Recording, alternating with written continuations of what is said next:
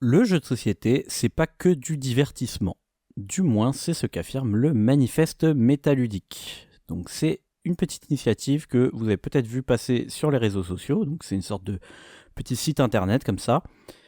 Et si vous le savez, si vous me connaissez un petit peu, c'est le genre de sujet qui me tient à cœur. Donc je me suis dit que j'allais faire une petite vidéo de réaction par rapport à ça. Alors globalement, moi je ne vais pas être comme certaines réactions qu'il y a eu sur internet. Moi je suis globalement hyper content que ce truc existe, surtout que voilà, comme j'ai dit, c'est des sujets dont moi je parle depuis des années, donc je suis très content que ça puisse éventuellement faire bouger les choses. Je suis toujours là pour soutenir, on va dire, les camarades qui luttent dans la même direction que moi. Donc voilà, je suis pas là pour pinailler, mais néanmoins, je ne suis pas un être manichéen. Et donc je pense que voilà, il y a quand même quelques trucs avec lesquels je suis pas d'accord.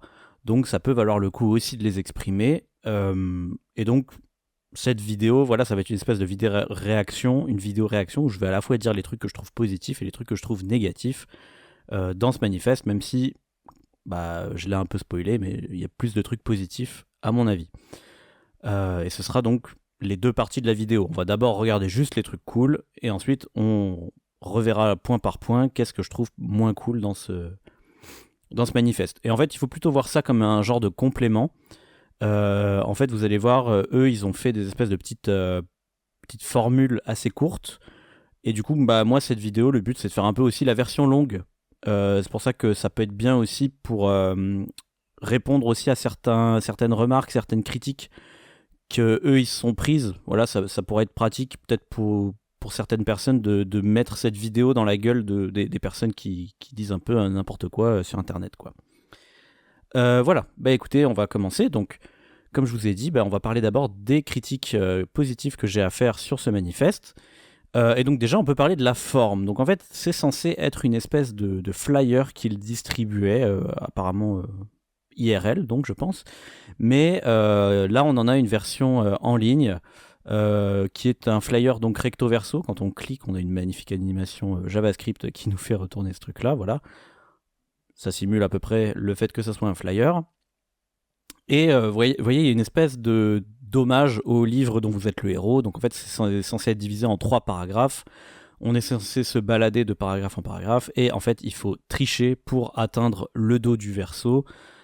Le dos du flyer, pardon. Donc, qui est en fait le but du jeu énoncé dès le début. Donc moi, je trouve que c'est plutôt cohérent, en tout cas, avec ce qu'ils essayent de dire. Parce que on va le voir, mais le but c'est de dire aussi que le jeu de société, ça peut être des trucs un peu différents de ce qu'on voit d'habitude, des trucs un peu bizarres. Et en l'occurrence, le flyer est en soi un jeu un peu bizarre, un jeu un peu expérimental. Donc moi je trouve ça plutôt malin d'avoir lié la forme et le fond. J'ajoute que en bas, donc là c'est bien d'avoir mis ça sur un site avec en bas des liens vers des trucs de stratégie de com habituelle, hein. Donc il y a une adresse de contact, il y a des réseaux sociaux, il y a des trucs comme ça. C'est plutôt pas mal parce que ça nous permet de le partager. En fait, encore une fois, c'est ce que j'espère que vous ferez aussi avec ma vidéo potentiellement, mais c'est que quand quelqu'un vous dit un truc, vous puissiez envoyer un lien pour leur dire, regarde, en fait, il y a déjà des gens qui ont réfléchi à ce sujet, donc va voir ici. Donc c'est plutôt pas mal d'avoir mis ça sur un site internet et de ne pas l'avoir gardé juste sous forme de flyer. Et donc maintenant qu'on a vu la forme, ce qu'on va faire, c'est qu'on va vraiment regarder point par point les 3 points qu'ils énoncent. Et alors là, je trouve ça pas très pratique pour moi, pour ma vidéo, parce qu'en fait, il y a une sorte de formule à l'avant du flyer et ensuite il y a un texte au verso. On va plutôt regarder la version texte qui se trouve ici. Hop. Voilà, ce sera un petit peu plus pratique pour cette vidéo. Donc le premier point, c'est le jeu de société n'est pas défini par le divertissement et ne se limite pas à l'objet commercial. Le jeu de société peut avoir d'autres buts que l'amusement, l'évasion ou la réflexion stratégique. Les impératifs financiers poussent les différents acteurs commerciaux à le restreindre à ses fonctions, entraînant dans cette logique des auteurs et des autrices incités à répondre aux attentes supposées d'un public qui ne dispose que de peu d'alternatives. Bon, alors si vous me connaissez, vous savez que je vais être très d'accord avec ça. Moi, quand je joue à des jeux de société, j'ai pas envie juste d'être diverti. Enfin, diverti, ça voudrait dire genre je veux juste, je sais pas moi, oublier ma condition humaine ou j'en sais rien, ou penser à autre chose. Moi, ce que j'ai envie, c'est quand même avant tout de vivre des émotions. Hein, et particulièrement moi des émotions fortes, parce que je suis un gros blasé, ça fait longtemps que je joue à des jeux de société, donc j'ai envie de vivre des trucs un peu forts, quoi. Mais ce qui est un truc que j'ai envie de vivre en fait dans tous les arts, hein, quand j'écoute de la musique, quand je regarde un film, j'ai plutôt envie de vivre des émotions fortes, quoi, pas juste d'être diverti. Et surtout, bah, comme ils disent, moi j'ai pas du tout envie d'avoir affaire à un objet commercial. En fait, moi j'en ai rien à foutre qu'un jeu de société se vende bien. Je suis pas, moi je touche pas d'argent là-dessus. Donc moi mon but c'est juste de jouer à un bon truc. Et en fait, on voit qu'en fait c'est des intérêts qui sont parfois contraires. C'est même plutôt le contraire. Vous voyez, moi j'ai pas du tout envie que ce soit commercial, parce que souvent les intérêts des professionnels du milieu sont totalement à l'opposé de mes intérêts de moi, qui suis juste joueur en fait. Exemplairement, on a un exemple qu'on ressort assez classiquement, c'est les boîtes pleines de vide. Hein, on sait très bien que les éditeurs font des boîtes de jeux qui sont trop grandes par rapport au matériel qu'il y a dedans.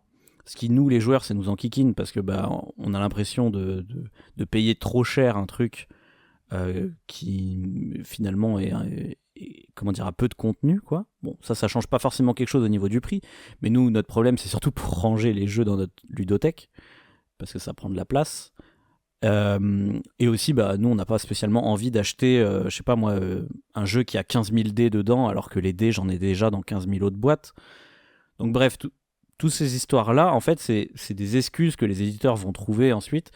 Alors, je vais dire les éditeurs, ok. Quand je dis les éditeurs, ça veut dire les professionnels du milieu, ok. C'est une petite habitude que j'ai, mais en vrai, je ne cible pas particulièrement les éditeurs. Ça concerne aussi à peu près tout le monde qui gagne de l'argent dans ce milieu et qui a bien des intérêts à ce que ça continue ce genre de système. Donc, ce que je disais, c'est que les éditeurs ont tout intérêt, eux, à mettre des boîtes pleines de vide, et l'excuse qu'ils vont nous dire à chaque fois, c'est mais oui, mais c'est comme ça que les gens, c'est ce que les gens vont acheter. Nous, on a envie que ce soit un beau facing en magasin, que ce soit très visible, quoi, dans les magasins, etc. Bon, on sait très bien qu'il y a des éditeurs qui ont contredit ce genre de take, comme Oink Games par exemple, ou les jeux de Tim Fowers. Tim Fowers, il a sa propre maison d'édition, et il aime bien aussi avoir des petites boîtes bien serrées, quoi. Donc bref, c'est un exemple, mais en fait, de manière générale, on peut trouver plein de trucs comme ça, où on voit bien que l'intérêt des professionnels, bah, c'est pas forcément de faire des bons jeux, ce qui est plutôt ce que les joueurs veulent, c'est tout simplement de faire des jeux qui rapportent de l'argent. Voilà. Mais c'est des trucs qu'on voit dans plein de médias, hein. On sait très bien qu'il y a dans l'art en général, il y a une grosse différence généralement entre le mainstream, qui est le truc qui rapporte beaucoup d'argent, les trucs un peu connus, et des œuvres un petit peu plus personnelles qui généralement sont moins mises en avant parce qu'il n'y a pas de budget de com, etc. Et donc bah, les gens ils sont obligés de fouiller pour trouver ces trucs-là. J'ajoute que dans le milieu du jeu de société, les professionnels donc ont tendance à normaliser tout ça. Hein, c'est justement le problème du mainstream, c'est ce que je racontais tout à l'heure, c'est que ça devient industriel. Donc quand je dis industriel, c'est pas au niveau de la production physique du jeu, c'est plutôt au niveau de la production intellectuelle du jeu. Hein. C'est-à-dire que tout va finir par se ressembler. Parce qu'ils se disent, ah bah il y a cette recette qui marche, donc je vais appliquer ma recette, parce que ça me rapporte de l'argent. Mais du coup, à la fin, pour nous, bah, ça fait qu'on se retrouve avec que des jeux qui se ressemblent. Et donc, bah, ça va pas nous aider à avoir des bons jeux. Ok, généralement, les jeux, on a envie que ce soit des trucs un peu différents, un peu originaux, on a envie de vivre des émotions un peu différentes, etc. Et quand je dis industriel, voilà, c'est industriel comme la nourriture industrielle. Okay, personne ne dira ah, je suis trop content de manger de la nourriture industrielle, c'est vraiment meilleur que de la nourriture que je fais moi-même. Vous voyez ce que je veux dire? Entre les tomates pourries que j'achète au supermarché et les tomates que je fais pousser moi-même, la différence de goût, elle se sent. Vous voyez? Et donc, bah, là, du coup, je vais être complètement d'accord quand ils disent voilà, ça ne se limite pas à l'objet commercial. Et moi, ce qui m'attriste, c'est de voir qu'en fait, il y a des gens qui ont répondu à ça, ou de manière générale, hein, moi ça fait très longtemps que je vois des gens répondre à ce genre de bêtises sur Internet. Il y a des gens en fait qui vont réutiliser les arguments des éditeurs ou des professionnels du milieu des gens qui sont des joueurs, parce qu'en fait, ils baignent tellement dans le microcosme ludique qu'ils répètent en permanence ce discours. Donc ils vont utiliser des arguments foireux, genre oui, ce jeu est bien parce que si vous regardez n'importe quels influenceurs, n'importe quels gens sur les réseaux sociaux, quand ils vont parler d'un jeu, ils vont dire ah c'est trop bien parce que ça se joue vite. Le jeu il est pas cher, il a des belles illustrations, il est accessible. Ah il est accessible. Qu'est-ce que j'en ai à foutre que le jeu il soit accessible. Donc ou alors ils vont se définir en tant que cible. Ça c'est généralement pour ne pas oser dire qu'ils aiment pas un jeu. Au lieu de dire le jeu il est nul, ils vont dire ah mais je suis pas la cible. Donc vous vous rendez compte, les gens ils se définissent comme des cibles commerciales quoi. C'est vraiment le niveau maximum de l'aliénation en fait. Vous considérez même plus comme un être humain, vous considérez comme une cible commerciale quoi. Je ne suis pas la cible. Donc bref, tout ça pour dire qu'en fait ces gens ne sont plus capables de formuler une critique correcte. Ils sont pas capables de dire pourquoi un jeu leur fournit des émotions. Ils sont juste affairés à un discours commercial qu'ils répètent.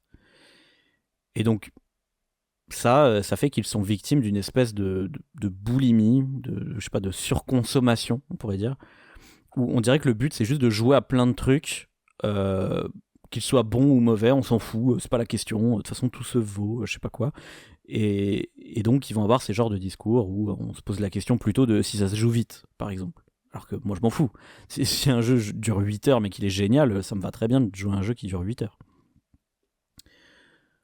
Donc voilà, c'est pour ça qu'ils parlent des attentes supposées d'un public ou des choses comme ça. C'est pour bien dire que c'est vraiment pur. J'aime beaucoup cette formule parce qu'on comprend bien que c'est idéologique. Vous voyez, c'est supposé.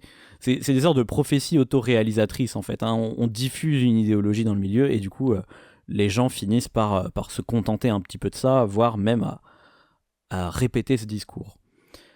Mais c'est des trucs qu'on a déjà vu dans d'autres arts, encore une fois. Moi j'ai déjà vu aussi des discours genre je veux juste poser mon cerveau. On revient au terme que je trouve important de divertissement. Je veux juste poser mon cerveau, je veux juste oublier ma vie quotidienne, etc. C'est souvent dans le cinéma qu'on entend ce genre de truc. Quand on dit, bah ouais, je sais pas, peut-être tu devrais arrêter de regarder des blockbusters en boucle et regarder des films un petit peu plus intéressants. On va vous répondre, bah, moi je veux juste poser mon cerveau quand je regarde un film. Alors, bon, déjà, comme si ça n'avait aucun impact sur vous de regarder des trucs de merde, premièrement. Mais deuxièmement, en fait, quelque part, c'est un discours élitiste. C'est un peu caché, hein, mais parce qu'en fait, en disant ça, vous faites une opposition entre les bons films et les films compliqués.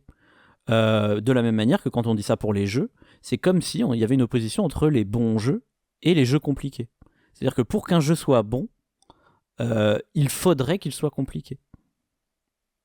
Bon, bah c'est pas le cas. C'est pas le cas du tout. Il y a des jeux qui sont tout à fait. En fait, il y a juste aucune corrélation. C'est-à-dire, il y a des jeux qui sont absolument hyper compliqués, mais qui sont nuls à chier. Moi, récemment, j'ai joué à Lacrimosa. Bon, voilà. Je peux dire que ça m'a diverti, ouais. J'ai oublié la mort pendant une heure, quoi, voilà. J'ai oublié mes problèmes. Mais en vrai, c'était nul à chier. Voilà, c'est un des pires jeux de gestion auxquels j'ai jamais joué. Et à l'inverse, il y a des jeux qui sont hyper simples, mais qui sont juste incroyables. Moi, bon, je sais pas, pour citer un exemple récent, il y a Trio, voilà, qui est sorti il y a pas si longtemps. Ça m'a foutu une baffe émotionnelle incroyable. Vous voyez ? Donc c'est pour dire que vous n'êtes pas obligé de mobiliser votre cerveau pour avoir une jouissance esthétique, quoi. Il suffit de jouer à des jeux bons comme Trio, voilà. Donc voilà, et pour la take, oui, moi je veux juste fuir mon quotidien.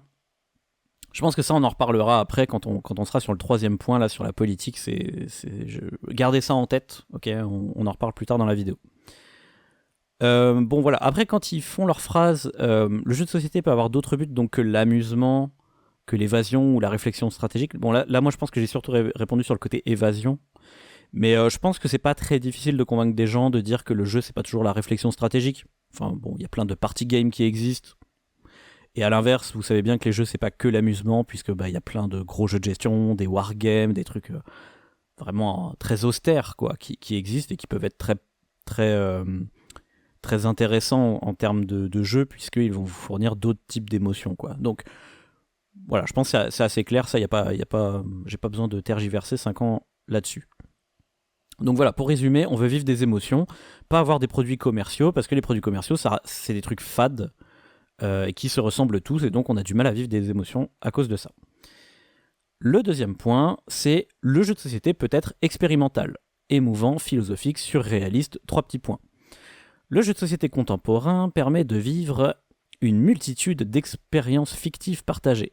Après avoir prouvé qu'il n'était pas seulement dédié à l'enfance, il est maintenant en mesure d'acquérir sa maturité culturelle en proposant des œuvres plus diverses. Un jeu peut être réaliste, surréaliste, absurde, philosophique, engagé, sérieux, documentaire, émouvant, pervasif, non gratifiant, déstructuré, triste, critique, émancipateur et bien d'autres choses encore. Donc là, bon, ils font une longue énumération de choses, mais comme ils disent, ils ne veulent pas s'arrêter à ça. Bah, on est encore sur le point précédent. Hein. Finalement, je vois un gros lien entre les deux, c'est l'idée de, on veut vivre des trucs différents en fait quand on joue à des jeux de société. Et c'est pas mal d'avoir fait cette énumération d'adjectifs, parce que ça permet de s'imaginer le genre de choses que ça pourrait être si on allait explorer un petit peu d'autres contrées de game design, on va dire. Donc voilà. Après, moi je suis quand même très content aussi quand ils disent, après avoir prouvé qu'il n'était pas seulement dédié à l'enfance.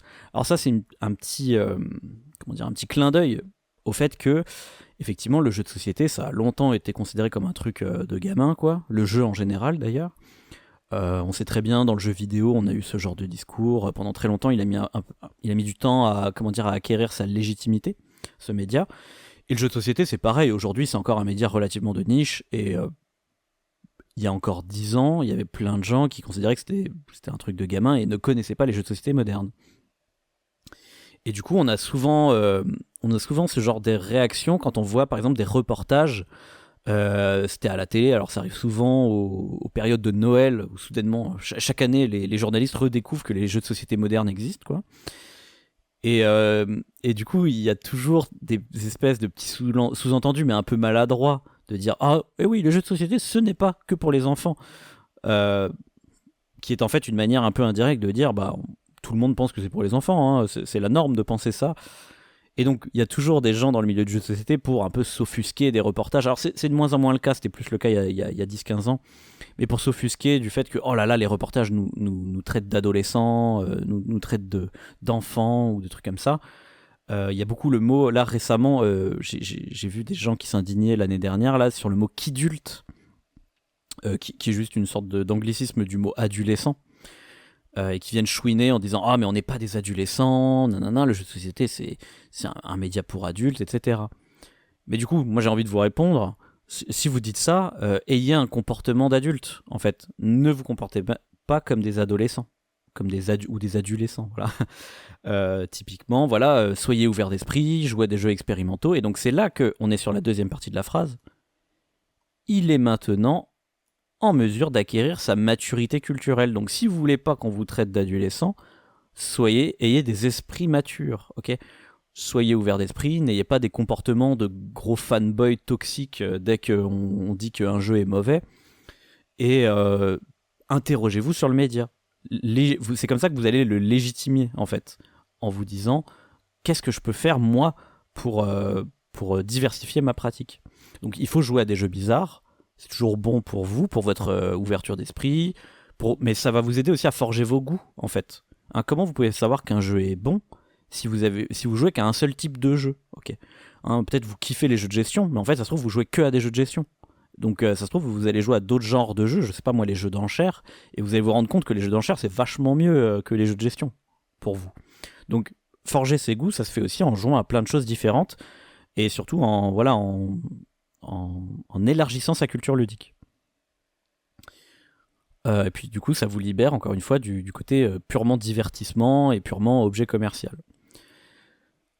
Alors je pense que beaucoup de monde sera d'accord avec ça. Je pense qu'il y a plein de gens qui sont ok pour tester plein de trucs différents. Généralement, de toute façon, moi je pense par exemple aux débutants. Les débutants, en fait, on est toujours en mode oui, il faut les faire jouer à des mini-euros de merde là. Non, en fait, les débutants sont très ouverts et sont prêts à jouer à peu près n'importe quoi. Alors, je suis d'accord qu'il faut pas les faire jouer à des wargames ou des trucs super compliqués, genre des jeux de gestion de Vital Lacerda dès le début, quoi.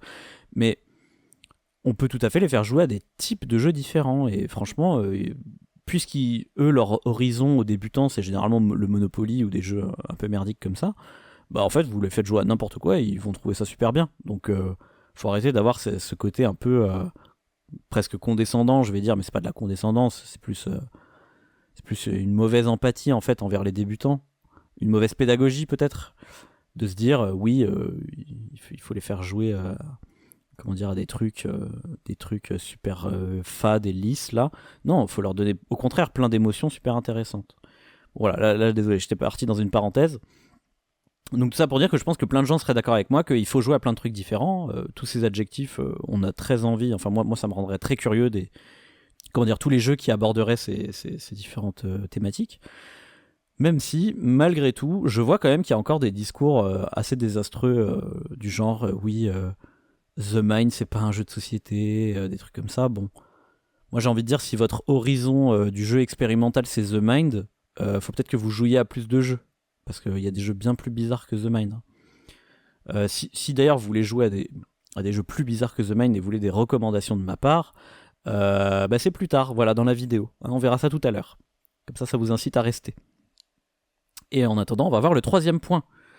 Donc, le jeu de société est politique. Le jeu nous joue autant que l'inverse. Le jeu de société agit sur le joueur autant que le joueur agit sur le jeu, par les représentations qu'il contient ainsi que par les mécaniques et les objectifs qu'il impose. Le jeu impacte culturellement les joueurs et joueuses qui le jouent. Nous devons être conscients de sa portée politique, ses normes sociales néfastes qu'il peut renforcer, ou des futurs souhaitables qu'il peut aider à construire. Nous, auteurs et autrices, joueurs et joueuses, ne pouvons pas ignorer cette responsabilité sous prétexte que, entre guillemets, ce n'est qu'un jeu. Bon, moi, ça, c'est la partie du paragraphe qui me fait le plus plaisir. Parce qu'en fait, là, ils font clairement un pied de nez à des gens qui ont souvent cet argument-là. Donc, généralement, c'est sur Internet que je vois cet argument, parce que, voilà, généralement, on va pas se mentir, sur les réseaux sociaux, les gens, ils réfléchissent pas beaucoup. Généralement, ils sont assez bêtes sur les réseaux sociaux, les gens, parce que la structure des réseaux est ainsi faite que il faut répondre le premier truc qui nous passe par l'esprit, sans trop pouvoir étayer son discours. Donc au final, ce genre de take, on les voit que sur les réseaux sociaux, et généralement quand vous parlez avec les gens IRL, dans la vraie vie, ils n'ont pas ce genre de discours. Mais bon, on va quand même y répondre. Donc si des gens disent « ce n'est qu'un jeu », donc quand on leur dit oui, c'est politique, ou alors oui, faudrait que le jeu puisse être comme ci, comme ça, et dès qu'on vous répond ça, en fait, faut répondre à ces gens, mais quel mépris, en fait, vous avez pour le jeu. Qu'est-ce que vous avez fait, ce média, pour que vous le méprisiez autant, en fait? Ok, généralement, en plus, c'est des fans de jeux de société qui disent ça, donc pourquoi vous méprisez autant un loisir que vous kiffez? Est-ce que, genre, vous dites pareil du cinéma? Est-ce que vous dites que les films, ça ne devrait pas être politique? Est-ce que vous dites pareil de la littérature? Est-ce que les livres, ça devrait pas être politique? Qu'est-ce que vous entendez par là, en fait? Pourquoi? En fait, pourquoi ce serait que des livres? Pourquoi ce serait que des films? Qu'est-ce que ça veut dire? Ce n'est que des jeux. En fait, on revient à ce que je vous disais tout à l'heure sur le comportement d'adolescents. Vous êtes des adolescents. Hein, il est temps de grandir, il est temps d'avoir un peu de maturité et de vous rendre compte qu'en fait, on n'est pas dans le monde des bisounours. Okay, il y a des acteurs dans le milieu du jeu de société qui ont des intérêts matériels et qui donc forgent les jeux d'une certaine manière. C'est ce qu'on disait au premier point. Okay, c'est un produit commercial, ils ont envie de faire de la thune. Donc évidemment que eux, leur intérêt, c'est de faire des jeux, on va dire, les plus neutres politiquement, si tant est que ça veuille dire quelque chose. Donc les plus neutres politiquement, pour que justement ça fasse pas chouiner des gens. Hein. Donc, tout à l'heure, au premier point, je vous parlais de l'excuse que généralement les gens donnent à ce moment-là, de dire oui, mais moi quand je dis ce n'est qu'un jeu, c'est que je veux dire que je veux fuir les problèmes du quotidien. Et donc, ce monde imaginaire et fictif dans lequel je veux m'immerger, pour m'aider à fuir mon quotidien, il faut qu'il soit le plus neutre politiquement possible. Il faut qu'il n'y ait pas de représentation réaliste, ce genre de truc. Bon, alors déjà, j'ai envie de dire, encore une fois, essayer d'appliquer cette logique au film et à la littérature ou des trucs comme ça. Genre, vous regardez jamais des films qui sont, comment dire, réalistes. Vous lisez jamais des romans qui sont réalistes. C'est n'importe quoi. Pourquoi vous lisez pas des romans naturalistes de Émile Zola, par exemple? En quoi ces romans ne seraient pas des romans, quoi? C'est super bizarre. Mais moi, j'ai envie de dire, même au contraire, personnellement, moi, j'aime beaucoup le réalisme, que ce soit au cinéma ou en littérature, parce que, justement, ça me permet d'autant mieux de m'évader. Donc, en fait, si vous voulez vraiment, rentrer dans l'œuvre, moi, j'arrive beaucoup plus à croire en une œuvre qui est cohérente et où, je sais pas, il y a des enjeux politiques qui sont concrets, qui me rappellent la vraie vie, parce que je me dis, ah bah oui, ces personnages-là, j'ai envie d'y croire, en fait. Que dans une œuvre où, justement, les personnages sont, je sais pas, des héros invincibles et pas du tout cohérents et pas humains, quoi. Du coup, je vais pas avoir d'empathie pour eux. En fait, je vois que ce ne sont que des personnages, ce ne sont pas des humains dans ma tête. Vous voyez. De même, un jeu comme ça qui va avoir des thématiques très abstraites, ça me dérange pas, hein. Moi je j'ai pas de problème forcément avec ça. Mais disons que c'est pas ça qui va m'aider particulièrement à m'immerger. C'est pas ce truc-là.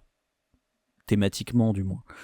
Donc, mais il y a plein de manières de s'immerger dans un jeu, hein. Ok, ça peut être par la mécanique, la dynamique, l'esthétique, etc. Mais voilà, les jeux particulièrement politiques, moi j'adore ça parce que je me dis, ah c'est trop bien, ça m'évoque des trucs tout à fait, cohérents, quoi, hein, et je dis ça, c'est pas forcément des jeux que vous qualifieriez de politique. Moi, quand je joue à Agricola, je trouve ça hyper intéressant d'avoir un truc aussi réaliste parce que j'arrive énormément à m'immerger dans la thématique de ce fait. Quand je joue à Urzoupe, un jeu incroyable où on joue des amibes, quand je joue une amibe, c'est tellement réaliste que ça simule en fait une sorte de soupe primordiale, comme ça on joue des amibes. Et ben moi je suis à fond dedans, quoi. Ça m'aide à m'immerger, quoi.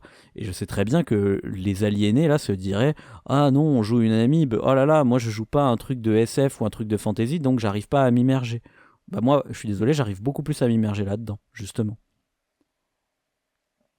Mais bon, après je peux citer aussi des jeux comme les wargames, hein. Donc même des wargames très simples comme Mémoire 44 ou toute la série des Commands and Colors, je m'immerge très bien là-dedans parce que c'est des événements qui ont vraiment eu lieu. Ok.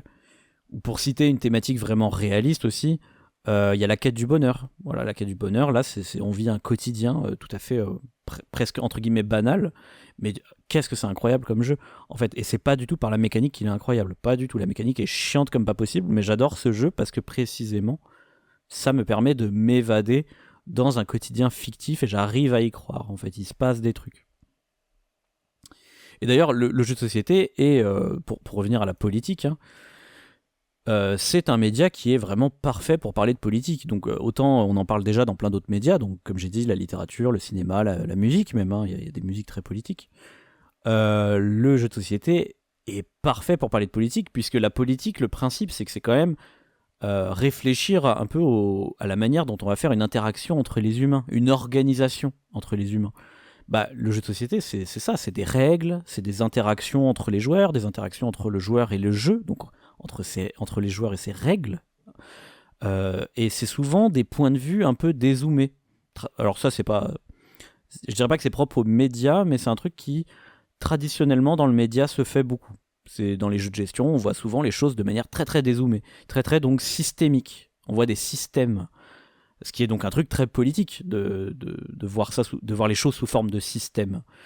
Donc, quel média parfait pour parler de politique? Donc c'est complètement con de dire ce n'est qu'un jeu. Moi je dirais au contraire, c'est un jeu, donc c'est parfait. C'est le meilleur moyen de parler de politique. Donc voilà. Si vous ou alors vous considérez que vraiment aucune œuvre ne devrait parler de politique, mais dans ce cas, donnez-moi des arguments. Mais il y a un autre point qui est dit. Alors c'est à quel moment? Quand ils disent... En fait c'est quand ils disent le jeu nous joue autant que l'inverse, hein. Donc c'est pour dire ça impacte culturellement les gens qui jouent au jeu. Donc ça c'est un autre point, parce que là j'ai parlé de la politique en tant que sujet dans le jeu. Mais en fait, il faut comprendre que ça agit aussi sur nos représentations mentales. Bon, ça c'est un truc un peu classique hein, aussi, quand vous vous intéressez un petit peu à la sociologie, vous savez très bien que comme dans toutes les œuvres culturelles, il y a plein d'études par exemple dans le cinéma qui montrent ça, ça a un impact sur nos représentations. Hein. Si ça traduit à la fois une structure dans la société, une manière d'organiser les choses, mais en même temps, ça nous structure nous aussi. Parce qu'en fait, les jeux, les films, les musiques, c'est aussi des manières de se parler indirectement, de se parler directement par les émotions. C'est des sortes de dialogues entre un auteur et tout un tas de spectateurs, on va dire ça grossièrement. Et donc, les discours, c'est comme ça qu'on transmet des idées. Donc, c'est comme ça aussi qu'on est influencé par ces idées. Donc évidemment que ça a un impact sur nous de voir des choses. Déjà sur les autres auteurs. Pourquoi depuis des jeux de gestion comme Puerto Rico, tous les jeux de gestion ont des thématiques généralement basées sur comme ça du développement de civilisation, avec des fonds de colonialisme et de trucs comme ça un peu bizarres, parce que Puerto Rico a été influent, tout simplement. Donc il faut qu'on ait conscience de ça, mais alors attention, parce que je sens venir une critique un peu débile, ça va dans les deux sens, bien évidemment.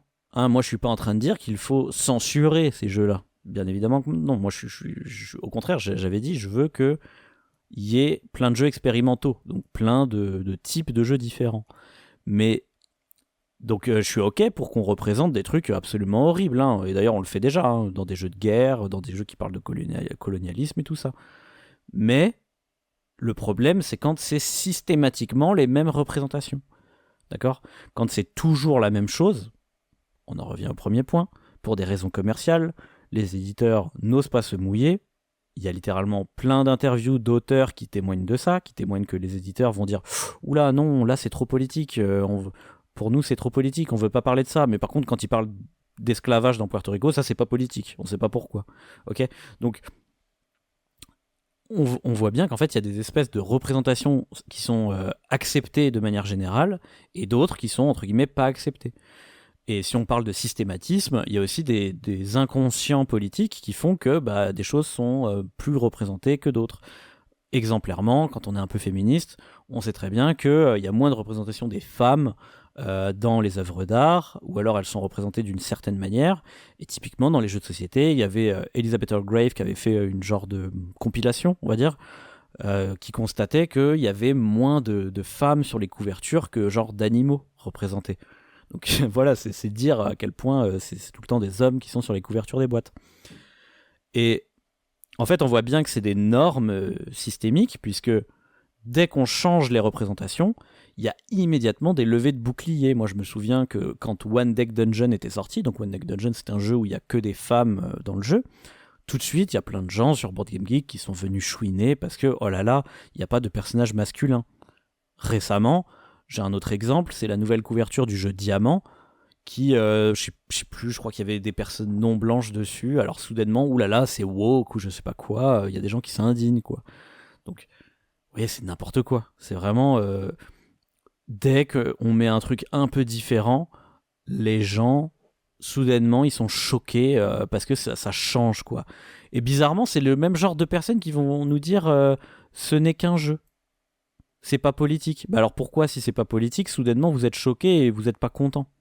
Si ça n'a pas d'impact politique, vous devriez vous en foutre, n'est-ce pas ? Donc oui, voilà. Bref, c'est pour dire qu'il y a des enjeux politiques, des enjeux sociétaux, des enjeux moraux qui passent à travers le jeu. Et puis, comme dit, il y a des sujets politiques, historiques, économiques, etc., qui peuvent être tout à fait traités dans le jeu de société, même en tant que thématique. Hein, là encore, si votre horizon du jeu politique, c'est genre Secret Hitler, bon faut que vous jouiez à plus de jeux, je pense.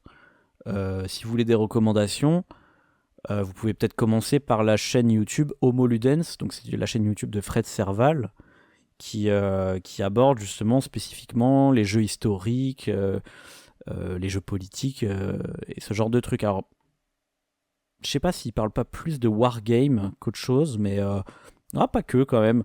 Mais ça peut être une bonne piste. Ça peut être une bonne piste. Voilà, je pense qu'on a fait le tour de ce point. Alors, on va juste, avant de parler des points négatifs, on va parler juste des 2 autres onglets qu'il y a là-haut. Déjà, les résidences. Donc ça, c'est un truc... moi, je sais pas exactement à quoi ça ressemble. J'ai pas assisté à une de ces résidences et je crois pas qu'il y ait des retranscriptions vidéo de ça. Mais je trouve ça assez cool parce que c'est des espèces d'ateliers qui se font entre eux, qui vont un peu plus loin que... ce que font d'habitude les auteurs, c'est-à-dire tester des protos. C'est ce qu'ils disent, en tout cas. Encore une fois, j'ai jamais assisté, donc je peux pas savoir qu'est-ce qu'ils y font. Mais ça concrétise un peu matériellement leurs idées. Ils font des espèces d'ateliers pour justement réfléchir à tous ces points-là, à faire peut-être des espèces de co-création un peu bizarres et tout quoi. Donc c'est cool. Ça, en plus, j'ai cru comprendre que ça a une forme un peu expérimentale. Donc c'est pas mal quoi. C'est vraiment cool d'appliquer, de pas rester juste dans de l'idée pure comme ça, de décréter des trucs. Donc voilà pour les résidences. Et ensuite, je trouve cool qu'ils aient mis un onglet de ressources. Donc là, il y a plein de trucs. Donc c'est de dire, voilà, c'est pas les premiers à revendiquer que le jeu est un objet culturel. Tiens, on va retenir ce terme-là, objet culturel, ok, on le retient. Et qu'il faut questionner son impact politique. Il y a plein d'autres gens qui l'ont fait avant eux, et donc, ils les citent. Voilà, il y a plein de liens différents. C'est bien, voilà, c'est bien de citer tout ça. Je vais préciser quand même que, voilà, moi, je ne suis pas innocent dans l'affaire, puisque à la fin, ils citent Proxy Jeux. Voilà, moi, je suis dans Proxy Jeux, comme vous le savez. Je trouve ça très sympa de leur part de nous avoir cités. Honnêtement, voilà, pour être tout à fait transparent, ça y était pas à la base ces liens-là. Moi, je leur ai dit sur le Facebook, si ça vous intéresse. Si ça vous intéresse, moi j'ai parlé de ça dans des dossiers. Ils l'ont mis en lien après, je leur ai rien demandé, donc c'est cool. Voilà, vraiment très cool de leur part. Et en l'occurrence, de tout à l'heure, je vous parlais des jeux expérimentaux. Précisément, vous pouvez aller écouter le dossier Innovation et jeux de société. Voilà, chez Proxy Jeux, la toute première chronique, c'est la mienne. Enfin, la toute première pastille, on va dire. Et justement, je cite plein de jeux expérimentaux si vous voulez aller plus loin que The Mind, qui est peut-être votre horizon du jeu expérimental. J'en sais rien, je veux pas vous faire de procès d'intention, mais voilà, si vous connaissez pas les jeux expérimentaux et que vous êtes curieux, allez écouter ça, quoi. Donc bref, voilà, c'est ce genre de truc qu'il faut pour se renseigner, donc je trouve ça cool qu'ils mettent ça dans les ressources. Eh bien écoutez, on a fini la première partie de la vidéo, maintenant on va passer au point négatif. Je vais revenir sur la page d'accueil. Alors on va se prendre la version texte à nouveau. Non, attendez, on va peut-être revenir sur le flyer. Sur la forme. Bon, tout à l'heure je vous ai dit que le jeu du flyer était assez innovant, expérimental et tout. Certes, mais il n'est pas très intéressant. Ça, c'est le premier point négatif que j'aurai à apporter, c'est que, bon, c'est mignon, le truc de il faut tricher, il y a 3 paragraphes, c'est un hommage au livre dont vous êtes le héros. J'aime bien l'idée de devoir tricher particulièrement, mais en fait, ça me fait penser à des jeux expérimentaux comme genre Win, Lose, Banana. J'en parle dans mon dossier, vous irez l'écouter. Qui est, si vous voulez, j'aime bien qu'il existe le jeu, mais c'est pas très intéressant à jouer, vous voyez. C'est plus intéressant de se l'imaginer presque, le jeu. Donc, ouais, pas très fan de ça. C'est un peu dommage, sachant que c'est un groupe d'auteurs, ils auraient peut-être pu faire un jeu un peu plus intéressant. Tant qu'on y est, sur le flyer, l'autre point pour parler de la forme en général, l'autre point que je trouve dommage, c'est qu'ils se contentent beaucoup de parler de l'autorat. Alors c'est normal parce que c'est des auteurs de jeux, mais je pense que la réflexion devrait aller beaucoup plus loin en fait. Notamment, vous avez remarqué quand je vous ai parlé des différents points, je parlais pas mal des médias ludiques. Et je pense qu'il y a beaucoup de problèmes dans les médias, mais pas que chez les médias, même chez les éditeurs, dans les boutiques, les distributeurs, etc. En fait, il y a des problèmes un peu partout qui mènent à ces trois, à ces 3 points qu'on constate qui répondent à des problèmes en fait. Bon, moi, c'est des trucs, les médias, c'est des trucs qui m'intéressent particulièrement puisque moi-même, je me considère comme un média. Donc forcément, moi j'ai envie limite de vous faire le manifeste des médias ludiques, quoi. Bon, de toute façon, c'est le genre de truc, j'en parle déjà très souvent chez Proxy Jeux, d'accord, du fait qu'il y ait souvent Chez les médias, c'est à peu près tous des influenceurs, c'est-à-dire des gens qui grattent des boîtes de jeux auprès des éditeurs et qui font que de la présentation de jeux, qui ne font jamais de critique de jeux. Là où à l'inverse, chez Proxy Jeux, on fait totalement plein de trucs différents, quoi. Moi-même, voilà, c'est mes vidéos de ma chaîne, j'essaye de faire des trucs un peu différents de l'influence, quoi. Donc voilà, c'est un autre endroit où il y a plein de problèmes, et du coup, ça a un impact sur la manière dont les jeux de société sont perçus. Je pense de toute façon, je ferai peut-être une vidéo à part un jour là-dessus, sur justement tout le problème du système éditorial en général, du jeu de société. Voilà, petit teasing. C'est une vidéo que j'ai envie de faire depuis très longtemps, donc je sais pas quand est-ce que je la ferai. Mais voilà, moi comme toujours, c'est des sujets dont personne ne parle. C'est souvent ça ma motivation à moi, c'est de parler de choses dont personne ne parle. Ce qui est un peu l'inverse de la démarche des gens, des influenceurs, qui est de parler de la même chose dont tout le monde parle. C'est-à-dire les nouveautés et les dernières sorties, quoi. Ah tiens, dernier truc sur la forme, je trouve ça dommage d'appeler ça un manifeste. Enfin, je trouve ça un peu maladroit. Parce qu'en fait, un manifeste, c'est censé quand même être quelque chose qui doit prescrire un peu une manière de faire. Et attention, je suis pas là pour vous faire la morale et vous dire c'est pas bien de prescrire. Au contraire, moi je trouve ça très bien de prescrire des choses. Mais justement, c'est pas trop ce qu'ils font ici, en fait. Ils sont plus dans une sorte de constatation, donc de description de ce qu'ils observent, que de prescription. Et ça, je trouve ça dommage. Moi, j'aurais bien aimé qu'ils soient un peu plus vindicatifs, un peu plus radical. Vous voyez, on va en parler là, justement, point par point. Mais voilà, retenez ça. Moi, je trouve ça dommage d'appeler ça un manifeste, alors que, justement, ça me semble être plutôt une petite revendication gentille, quoi. Et finalement, on dirait que... parce que moi, j'en ai parlé un petit peu par réseaux sociaux interposés, avec Henri Kermarek, qui fait partie des personnes qui ont fait ce manifeste. Et je lui ai dit, moi je trouve votre truc pas assez radical, même si encore une fois il y a plein de trucs que j'aime bien et tout.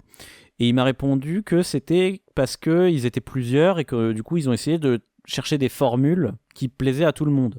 Mais ouais, mais en fait, justement, camarade, désolé, mais vous, à force de vouloir plaire à tout le monde, en fait, vous finissez par ne plus dire grand chose. Je nuance, hein, bien sûr, c'est évidemment que vous dites des choses, et évidemment que ça a un impact quand on voit les cris d'orfraie qu'il y a eu sur les réseaux sociaux de la part de gens qui disent un peu n'importe quoi, mais quand même, vous perdez de la radicalité à vouloir plaire à tout le monde. Justement, ne cherchez pas à plaire aux débiles des réseaux sociaux. De toute façon, c'est un peu des peines perdues, ces gens-là, hein. Donc, je pense que en fait, le truc, c'est que le milieu du jeu de société en lui-même est un milieu qui est vraiment très, très, très modéré en termes de ton. C'est-à-dire que, voilà, pour le dire crûment, c'est un milieu qui a un gros balai dans le cul. Il y a vraiment ce que j'appellerais une médiocratie du discours. C'est un mot que vous savez, j'aime bien utiliser, la médiocrité. J'emprunte ce terme à Alain Deneau, qui a écrit un livre qui s'appelle La médiocratie.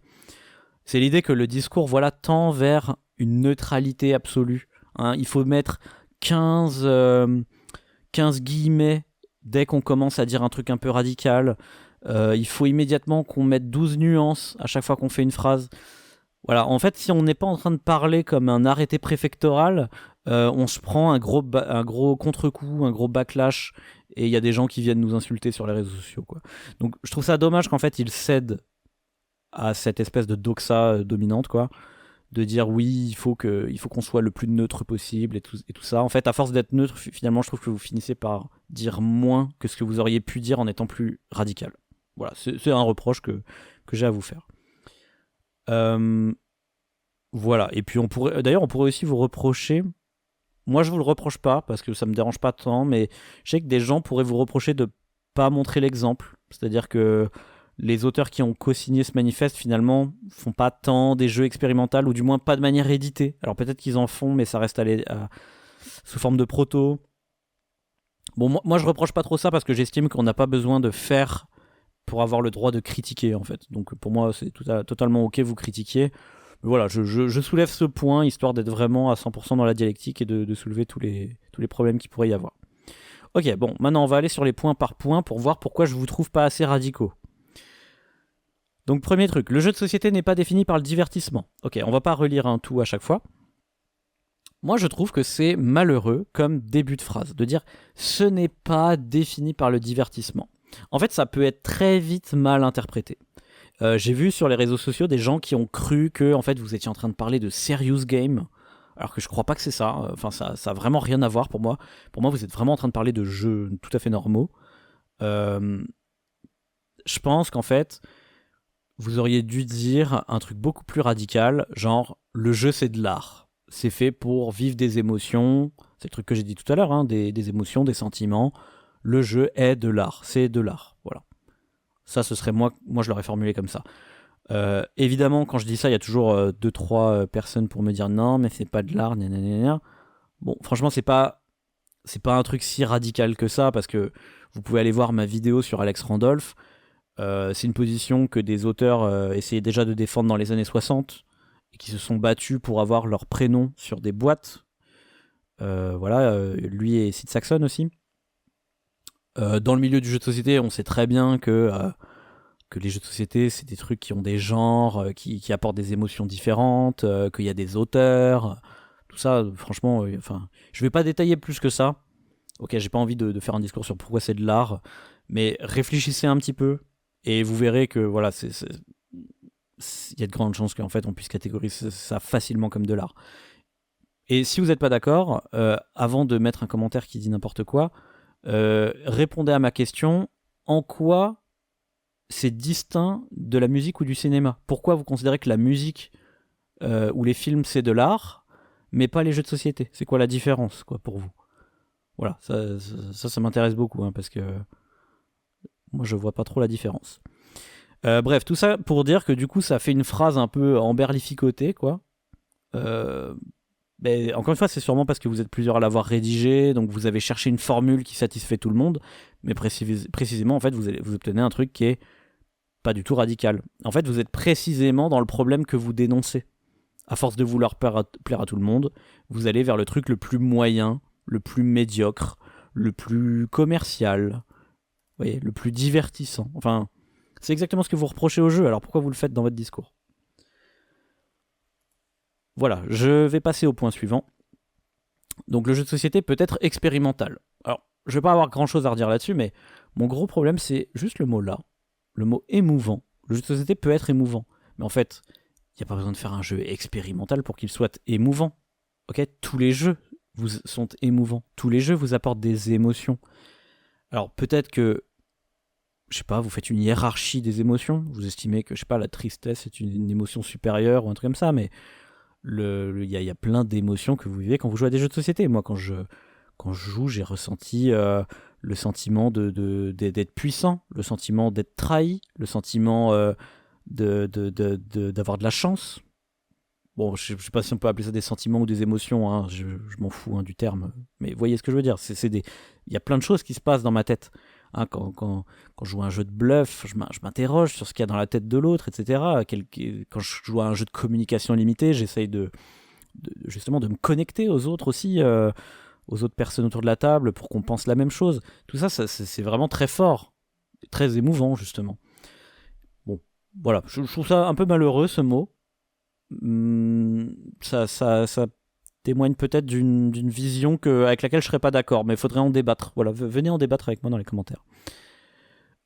Autre détail, c'est que vous dites il est maintenant en mesure d'acquérir sa maturité culturelle, mais en fait, moi j'ai envie de dire que le jeu de société l'est déjà depuis longtemps. En fait, il vous a pas attendu pour vous faire vivre tous ces trucs-là que vous énumérez si bien, en fait. Moi, je pourrais, pour chaque adjectif, vous citer 2 ou 3 jeux qui correspondent à ça. Donc, est-ce que c'est, encore une fois, vous êtes en train de décrire le réel? Donc, dans ce cas, vous n'êtes pas très radical, hein, vous êtes en train de dire « Ah, il y a des trucs qui existent. » Ouais, ok, cool. Bon, c'est bien de les mettre en lumière, hein, mais pour moi, c'est pas non plus incroyable comme pensée d'énoncer que de tels jeux existent. Ou alors, il faudrait dire en quoi c'est intéressant qu'ils existent, peut-être. Mais j'ajoute que ça fait croire un peu... En fait c'est ça, la manière dont c'est formulé, je trouve que ça fait croire que ces jeux n'existent pas, en tout cas.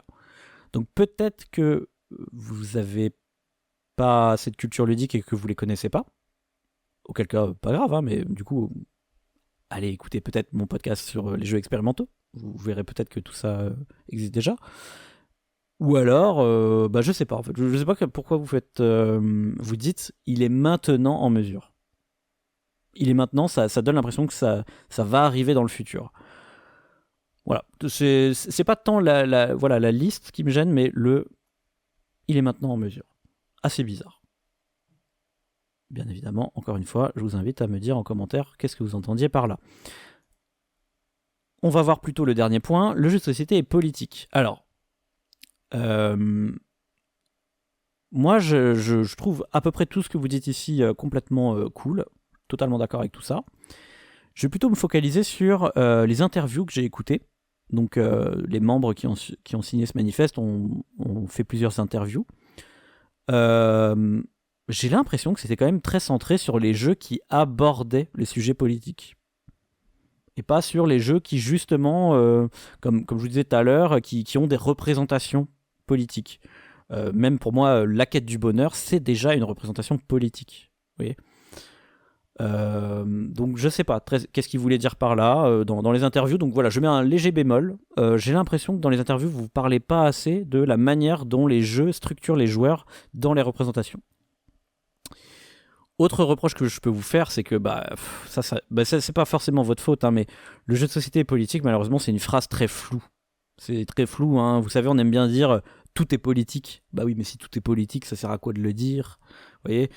Donc on comprend pas trop ce qu'on veut dire par là, même si je trouve que le texte détaille un petit peu plus. Mais on s'imagine encore une fois que c'est des jeux centrés sur la thématique politique. Et là, voilà, encore une fois, je veux pas être d'accord. Hein. La quête du bonheur, pour moi, ça peut être très politique. Et il n'y a pas forcément besoin qu'il y ait une thématique politique pour qu'il y ait quand même un message politique qui soit caché derrière. Moi, je pense par exemple à Bruno Feduti. Je dis ça pour le taquiner un petit peu parce que je sais qu'il aime pas justement tous ces trucs de jeux qui se prennent un peu trop au sérieux et tout ça. Mais en fait, finalement, il est hyper politique dans ses jeux. Si on regarde son premier jeu qu'il a fait, qui s'appelle Baston, c'est un jeu qui est complètement le témoin d'une époque et qui charrie avec lui beaucoup de messages et de choses, parce que c'est un jeu un peu à scénario, donc il y a des espèces de mise en situation. Donc là, en l'occurrence, c'est un milieu très violent, viriliste et tout ça, de mecs qui se tabassent dans des bars dans les années 80. Et voilà, vous imaginez si aujourd'hui on sortait un jeu où on prendrait pareil des prolos, je sais pas, par exemple des gens qui vivent en banlieue, qui se tabassent parce que justement ils sont dans des milieux un peu violents, un peu virilistes et tout ça. Imaginez, on fait un jeu sur ça, je suis sûr qu'il y aurait tout le monde qui serait en mode « Oh, c'est choquant, c'est scandaleux de faire un jeu comme ça, etc. » Et parce que justement, ils trouveraient ça trop politique, oui, dans leur tête, hein, évidemment. Donc voilà,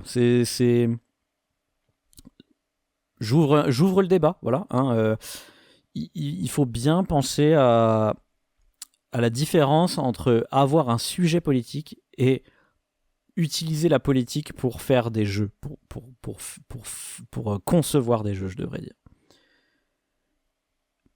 Parce qu'en fait, il faut faire attention à ne pas considérer la politique comme un sujet à part. Vous savez, comme si c'était un métier à part, comme si la politique n'était pas une affaire qui justement se mélangeait dans notre vie quotidienne, en fait, qui a des impacts dans chacun des domaines de notre vie quotidienne. La politique a un impact dans le jeu de société, notamment, par exemple. Moi, typiquement, là, récemment, j'ai participé à la Game Jam de Proxy Jeux. Voilà, vous pouvez participer au Game Jam qu'on fait chez Proxy Jeux. Et j'ai fait un jeu qui s'appelait Vagabondage, où le principe, c'était juste d'aller dans la rue et de faire des espèces d'objectifs dans la rue, en se promenant un peu au hasard. Et on pourrait dire comme ça, bah oui, ok, c'est un jeu un petit peu expérimental, avec une idée un peu originale de se balader dans la rue. Et il n'y aurait rien de politique là-dedans. Mais sauf qu'en fait, je me suis inspiré du mouvement situationniste, parce que moi, je trouve qu'il y a un gros rapport entre eux et le jeu. Et du coup, c'est un mouvement totalement d'extrême gauche. Et en fait, il y a une idée de se réapproprier la ville et tout ça. Vous voyez, c'est la différence entre avoir le sujet politique en tant que thématique et s'inspirer de choses politiques de la vraie vie pour faire des mécaniques de jeu, on va dire. Voilà, je vais dire ça comme ça. Ok, j'ai beaucoup blablaté sur ce point-là. Les résidences, j'ai rien de négatif à dire, hein, on s'en fout un petit peu. Je vais parler surtout des ressources. Alors là, je vais avoir un gros problème. C'est que je trouve que il y a deux trucs qui me posent problème dans toutes ces ressources, bien qu'elles soient très nombreuses et ça c'est cool. Premièrement, je trouve que c'est pas mal game studies centré. C'est-à-dire, les game studies, c'est les études sur les jeux. Alors moi, j'ai beaucoup de mal en général avec les game studies parce que c'est souvent des gens qui n'ont pas beaucoup de culture ludique, qui s'intéressent qu'à certains types de jeux.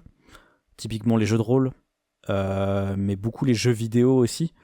Les game studies, je pense qu'à 99% c'est des vidéo game studies en fait. Donc du coup ça fait qu'ils en déduisent des trucs qui me semblent pas corrects ou bien qui sont trop en retard par rapport à la réalité matérielle. J'ai vu encore dans les articles et dans les interviews, ils sont en train de citer Roger Caillois, je pense qu'il est cité là-dedans. Bon voilà, je suis désolé, c'est un peu dépassé ces analyses. Donc bref, voilà, faut... Pas très fan de ça, moi. Pas très fan des trucs un peu théoriques comme ça, qui sont un petit peu, en général, à côté de la plaque. Pareil, c'est très livre centré. Voilà, il y a beaucoup de livres ou d'articles. En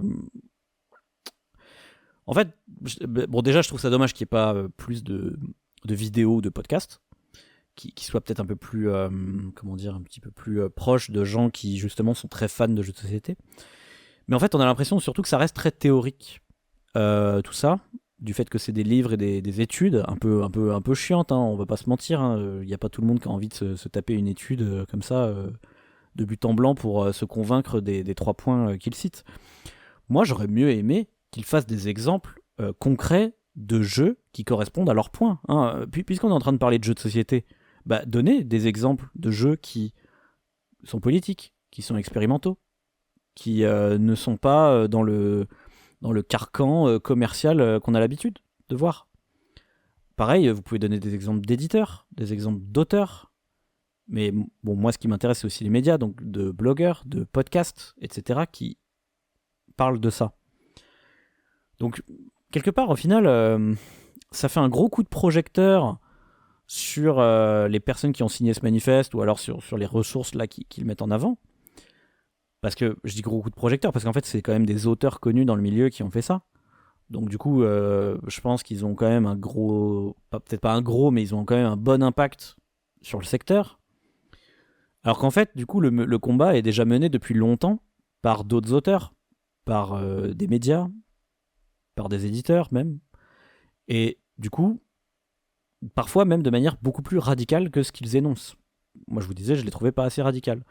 Donc comme je vous ai dit, moi, c'est un combat qui me tient à cœur. Donc, je trouve ça un peu dommage que tout ce que moi je dis depuis longtemps se soit pas cité dans ce manifeste. Je parle pas de moi spécifiquement. Après, voilà, évidemment, je suis content qu'il y ait Proxy Jeux à la fin. Ok, c'est cool. Ok, à la fin, il y a Proxy Jeux.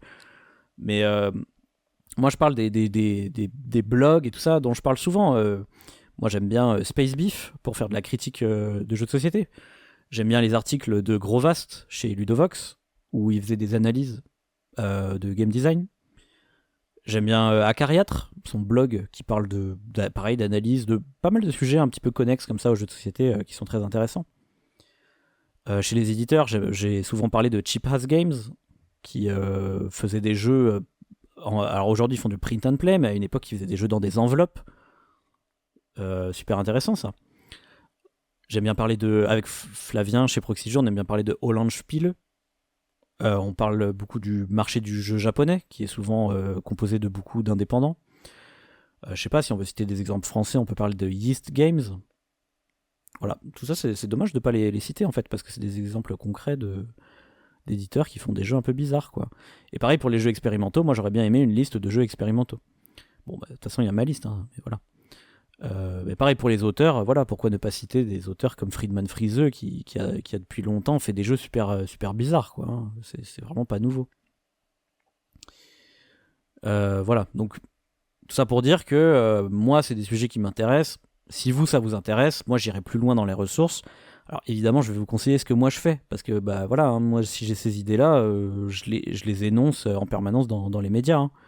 Je fais ce que je dis et je dis ce que je fais, n'est-ce pas? Donc moi je peux vous inviter à regarder, voilà, chez Proxy Jeux, nous on a plein d'émissions. où on parle de ça. Donc on a des dossiers où on parle beaucoup voilà, de sujets assez divers et variés finalement, mais jamais juste purement de jeux en mode influenceur. Alors je vais juste descendre parce que le carrousel là va m'embêter. On a des formats, moi par exemple je suis dans Sortons le grand jeu où je fais une espèce d'histoire de jeux de société que j'estime avec Cyrus, donc mon comparse, mon camarade qui est avec moi donc, dans cette émission et dans laquelle on parle donc d'histoire du jeu de société, on va dire. Mais aussi par exemple le pour et le contre où on fait une espèce de critique avec deux personnes qui ont un avis différent sur un jeu de société. Les nanars ludiques, quel autre média vous parle de nanars, voilà, de jeux qui sont tellement bizarres que ça en devient rigolo. Mais de toute façon, en fait, je pourrais dire quel autre média parle de dossiers, à des dossiers, quel autre média parle d'histoire du jeu de société. Je pourrais faire ça pendant très longtemps. Dans les chroniques, pareil. Moi, je fais des analyses de game design. On a Faites vos jeux où on vous parle des différentes manières de jouer à un jeu de société. Quel autre média fait ça? Je sais pas. Bon, je pourrais en citer plein d'autres. Il y a Ceci est un jeu, c'est une espèce de jeu audio comme ça que Cargo fait. Enfin, je devrais dire faisait parce qu'il va bientôt arrêter. On a, je sais pas moi, Vos papiers s'il vous plaît, où Julien parle de print and play. On a Autour du jeu qui parle de sujets connexes, du jeu de société. Bon bref, je vais pas rentrer dans tout. Tiens, dessine-moi un plateau, ça c'est intéressant aussi. C'est Elodie qui parle d'illustration, qui fait des analyses d'illustration. Ok, c'est pas juste elle name drop, c'est vraiment elle fait des analyses quoi. On a Mad aussi qui fait beaucoup de pastilles un peu humoristiques sur le jeu de société. Alors ça c'est des trucs qui vont exister mais pas forcément en France. Moi je pense à des trucs anglophones qui existent, hein, des trucs un peu comiques anglophones, ça existe. Mais de la critique anglophone, ça existe aussi. Mais en francophonie, ça existe quasiment pas quoi.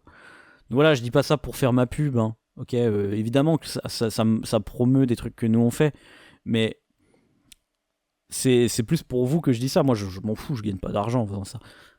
Donc j'ai pas d'intérêt matériel à vous montrer ça. Moi, mon seul intérêt, c'est de vous dire, bah voilà, si ça vous intéresse, si vous voulez creuser les sujets, j'en parle ailleurs. Voilà, c'est surtout ça que j'ai envie de vous dire. Et donc, potentiellement, les 3 points du manifeste, c'est des sujets qui reviennent constamment chez Proxy Jeux. Donc vous aurez plein de trucs à apprendre, je pense, en tout cas. Donc voilà, je sais pas pourquoi ils montrent pas des exemples. Hein. Je sais pas pourquoi ils montrent pas des exemples. Si je reviens au jeu expérimental, là je vous disais, voilà, pourquoi ils montrent pas des exemples de tous ces trucs-là.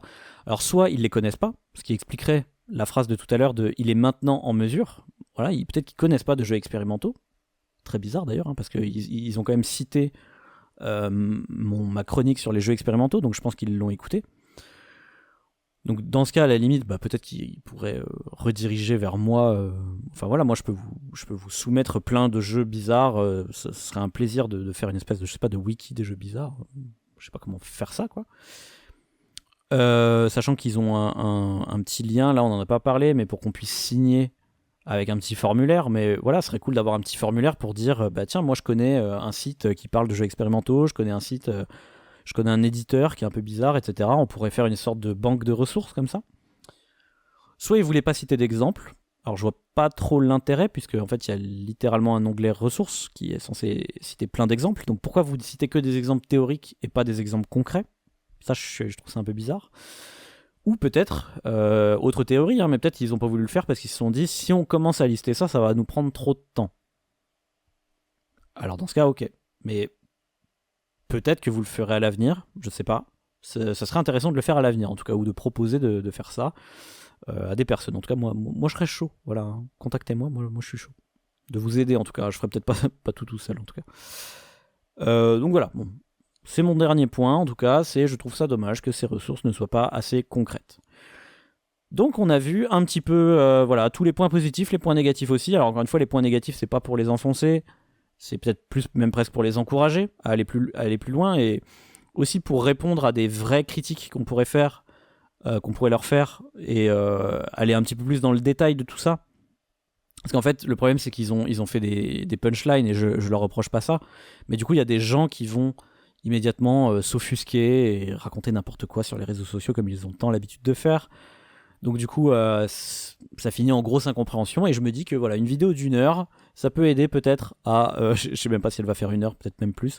Ça va aider à mieux expliquer un petit peu tout ça, à rentrer un petit peu plus dans les détails. Mais peut-être que j'ai pas tout dit, j'ai évidemment pas tout dit. Je vous ai donné des liens pour aller plus loin. Je parle déjà de tout ça chez Proxy Jeux, donc voilà, allez peut-être chez Proxy Jeux, regardez ce que je dis avant de me faire des procès d'intention. Je sais que les gens ont l'habitude de me faire ça sur les réseaux sociaux. Donc voilà, soyez cool dans les commentaires, hein. Évitez d'écrire le premier truc qui vous vient à l'esprit. Évitez de me faire un procès d'intention. Ayez un peu de charité argumentative. Comme, je crois que c'est comme ça qu'on dit. Peut-être que vous vous imaginez des trucs faux sur moi, j'en sais rien. Bon bref, peu importe.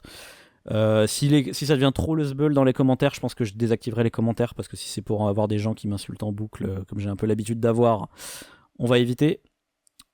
Le fameux tone policing, hein, dont je vous parlais tout à l'heure, la modération de ton du milieu. Hein. Dès que vous dites un truc un peu virulent, vite, faut que vous preniez 100 000 personnes qui vous cassent la gueule direct.